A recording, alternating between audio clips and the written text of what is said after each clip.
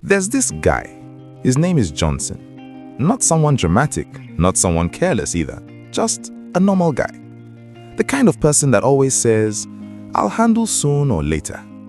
That afternoon, Johnson stepped outside his house and just stood there for a moment. Keys in one hand, phone in the other, looking up. The sky wasn't fully dark, but it didn't look right either.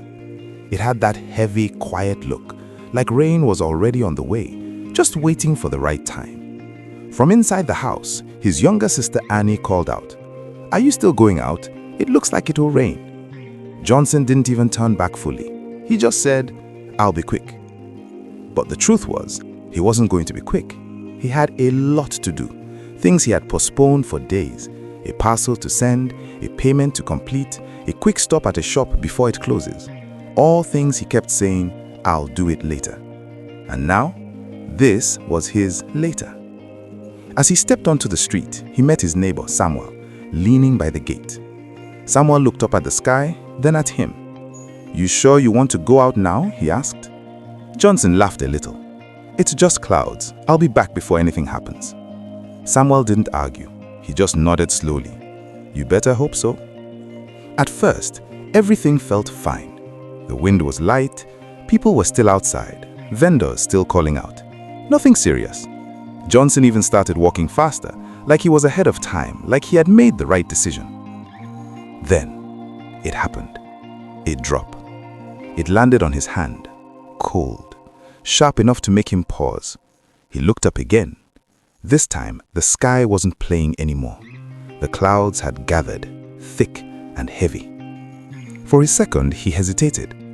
But then he muttered to himself, "It's nothing, just small rain," and kept moving, because going back now didn't feel like an option. A few steps later, another drop, then another. Then suddenly, the rain came down.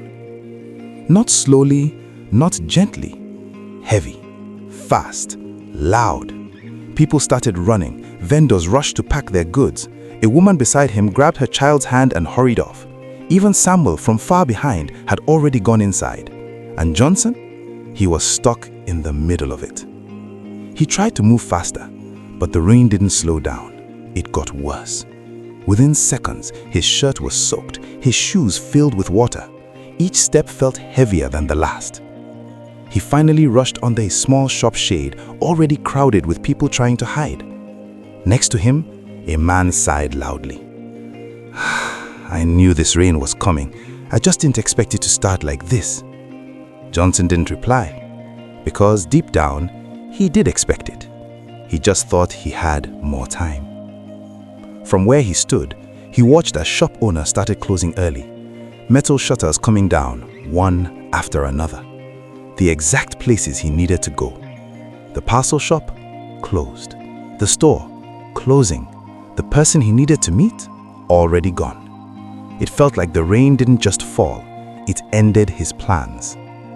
So he started going back home, wet, frustrated, and disappointed. By the time he got home, Annie opened the door to let him in. She then sat down, laughed a little, and said, "I told you it was going to rain." Johnson didn't even argue. He just nodded slightly and started going to his room, because this time he knew she was right.